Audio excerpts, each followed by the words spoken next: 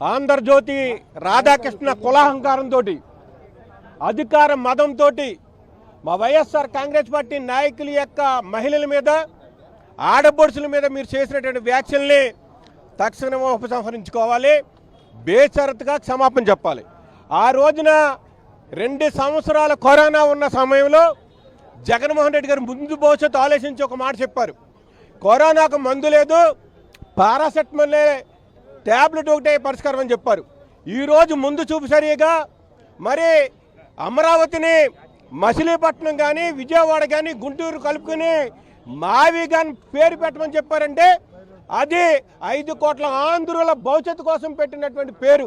మీరు ఎట్లా దీన్ని ఎగతాళి చేస్తారు రాధాకృష్ణ అని నేను అడుగుతున్నా. మరి మీకు భార్యలు లేరా, మీకు చెల్లెలు లేరా, మీకు అక్కలు లేరా?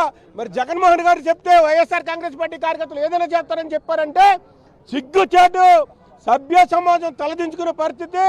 ఈ ఆంధ్రప్రదేశ్లో ఉన్నటువంటి 5 కోట్ల మంది ఆడపడుచులు కూడా మిమ్మల్ని తలకి నీళ్ళు పోసి తలంటే చిగ్గుపడే విధంగా చేస్తారు. ఏబిఎన్ రాధాకృష్ణ ఖబర్దార్, మీరు ఒళ్ళు దగ్గర పెట్టుకోండి. మీరు మాట్లాడే ముందు పార్టీలతో సంబంధం లేదు, ఏ పార్టీకి మేము తలకమని చెప్తారు. కానీ వన్ సైడ్గా మీ తొత్తుగా చంద్రబాబు నాయుడు తొత్తుగా వ్యవహరిస్తున్నటువంటి మీ రాజకీయ భోగోతం ప్రజలందరికీ తెలుసు. ఖబర్దార్ రాధాకృష్ణ, మీకు గట్టి గుణపాఠం చెప్తాం. ఈ రాష్ట్రంలో ఉన్నటువంటి ప్రతి ప్రాంతంలో ఉన్నటువంటి వైఎస్ఆర్ కాంగ్రెస్ పార్టీ నాయకులు, అభిమానులు అందరూ కూడా మీకు గుణపాఠం చెప్తారని చెప్పేసి అందరూ తెలియపరుస్తున్నాం.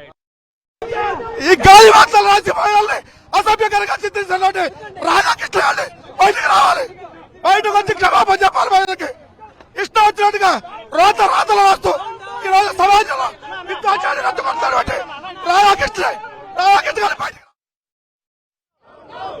రాధాకృష్ణ